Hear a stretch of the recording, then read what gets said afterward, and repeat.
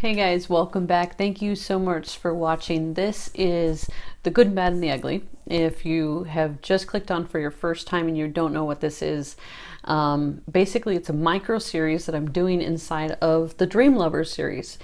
And anytime you see the title Good, Bad, and the Ugly come up, it is basically testimony time on my part, sharing, hey, times that I was right, where I dreamed something, it came to pass, or I thought the Lord told me something and it came to pass, and times where I was wrong, painfully wrong, or times that, hey, you know what, it didn't turn out the way that I thought, but I did have a hunch it would go in that direction. So those types of things. And so I've been out, haven't made some videos in a week or so because, like I said, if you're watching the my most recent series, Dreams and Visions in the Bible, I was taking a course, and so we had finals, we had our retreat, our conference. It was just an impacting time, and I thought I would put a video out, and these ones take less time to prepare for. So thought I would fellowship with you guys and give you a testimony on a time where I was right-ish. Two times actually that I was right-ish, where the last video had to do with a time that I was wrong.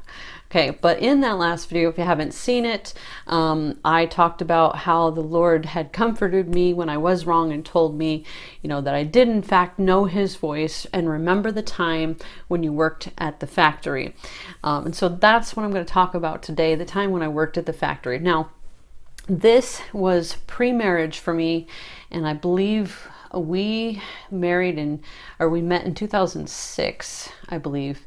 So this was prior to this time. I worked at a baseball bat factory, Louisville Slugger in Ontario, and it was probably one of the best paying jobs that I've had at that point. And Monday through Friday, I had weekends off, but I had kind of this unhealthy habit of quitting jobs every 8 months or so. I don't know why, just feeling restless, just feeling like I didn't want to get stuck in one place, kind of throwing the towel on things. But about 8 months in, I was kind of struggling with being there, and the Lord said to me, can't you see that you always do this? And meaning quit your job, you know. And it was a really good job. Like I said, at the time, you know, you could get paid minimum wage for like $6.50 an hour. I was getting paid $13.25 an hour at the factory, and I had some Christian people there that were leading me on the right track, getting me back towards you know, walking with Christ again, because I had kind of fallen away in some ways. So anyway, through much prayer and that kind of thing, I decided I was going to do the right thing and stay. So I stayed, but then I started dreaming that I lost my job. At the time, I did not log my dreams, so I don't have these dreams logged to tell you about. And it kind of became this thing that, because I was dreaming it so often, and I had other dreams and situations in my life that had come to pass, though I didn't know which kinds of dreams came to pass, I knew there was something to my dreams, especially when I would dream something over and over. And so I kept dreaming that I lost my job. You know, just I can't look back and remember a dream in detail other than like maybe two. And I remember also during this time I was plugged into a church, and I had dreamed that I went with my work went to China. My work people went to China. I think I might have went with them in the dream.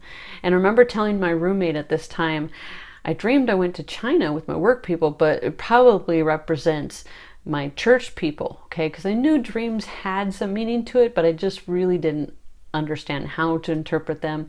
And so, you know, the dreams went on, and I remember another dream where I thought maybe I got fired. And so lots of different circumstances came up, and I thought, for sure this is it. You know, I had needed time off work for something, and they had refused my time. It was for a missions trip, and it was my vacation time was denied to me, but my boss pulled me aside and said, look, it's a religious opportunity, and so in the end, if you just call in every day, I got your back. But really, if they were to say something, you could fight it and say it was a religious thing. So I thought, for sure, this is it. This is where I go, I do this, and they're going to fire me. I'm going to lose my job. I had ended up being there almost 4 years by the time I lost my job, and had dreamed consistently for at least 2.5 years that I would lose my job. In fact, it became this kind of talk, kind of a funny thing around the factory, different people joking about it. I don't know if they believed or not. But that building, or that job that business had been there for like 25 plus years at this point. And a lot of the people that worked there had been there for 25 plus years, and said, no, this place isn't going anywhere.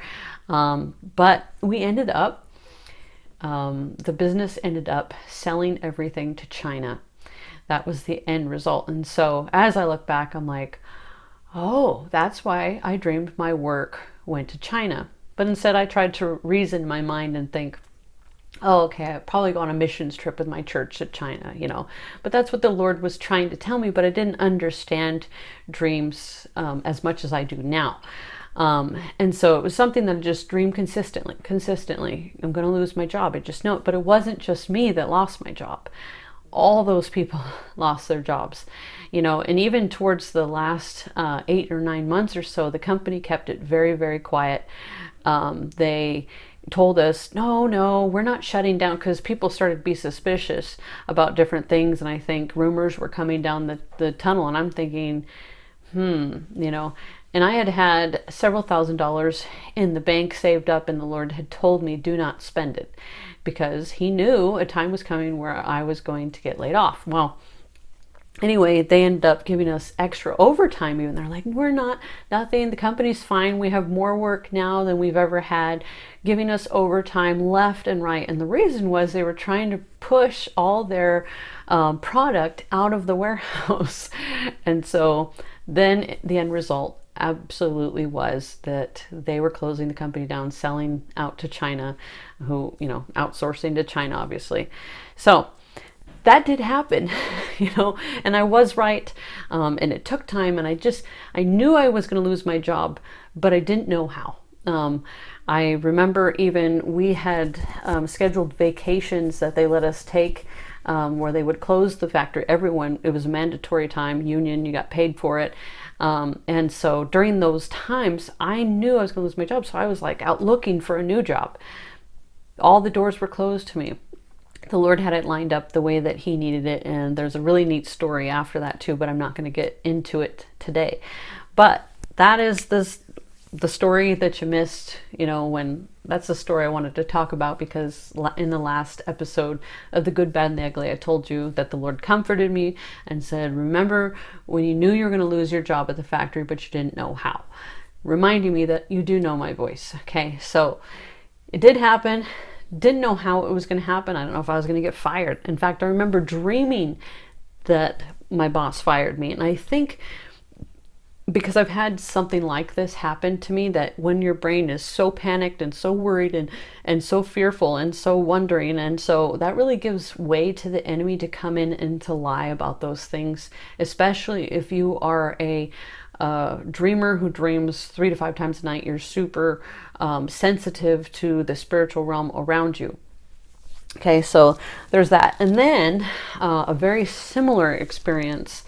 My husband, when my daughter was, I want to say 2, almost 2, and my son was just barely born and in diapers, lost his job that he was doing well at. He had been there for several years, and I dreamed that his boss fired him. Actually, it was the boss's daughter that I dreamed fired him, and she was kind of like a important person in the company. I don't know what her role was.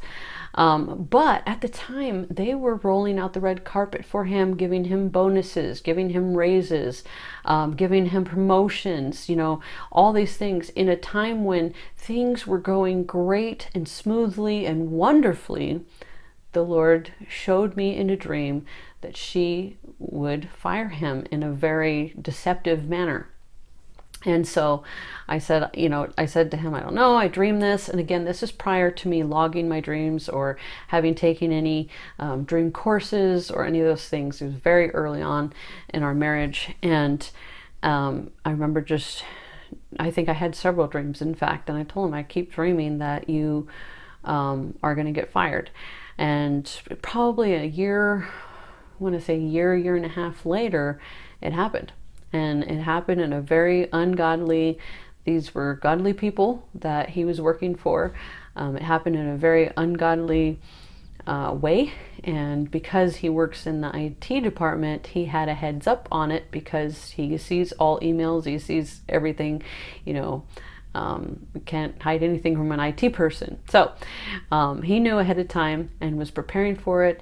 And they would deny it left and right that no, there was no problem, no, there was no problem. And sure enough, she fired him. So dreams are important. I don't care. I've talked about this in other series that I did. The sewing machine was helped. They helped the sewing machine was designed by a dream. Okay, the periodic table of elements, dreams were a super influential part of that. Dreams are very super important, and it's not just always what we ate for breakfast or those types of things. Sure, certain medications, maybe even foods, can open up different receptors in our mind and make us more receptive to Satan. I was sharing with some people at our retreat that one time I was on Norcos due to oral surgery that I had, and I could not wait to not have to take those because I am such a sensitive dreamer. Yes, in a sense it is influenced by that, but not to the extreme that people have made it. And so yeah, I look forward to sharing more stories about the times I was right, wrong, and so on. I have one in mind that I will be sharing in the next video like this. So God is good. Journal your dreams. Pray over them. Write down anything that sticks out to you, the coloration in the dream, how you felt. Were the characters of the people off? That's what I do. Anything that stuck out, I make sure it's in there. I put little asterisks next to, possible interpretations. This stood out to me. Hey, I'm going through this. This might line up with this, whatever. Do it. Pray over it. Pray, knock, seek, ask, fast. Okay? So God bless you guys, and I will be putting out a Dreams and Visions in the Bible's video here soon.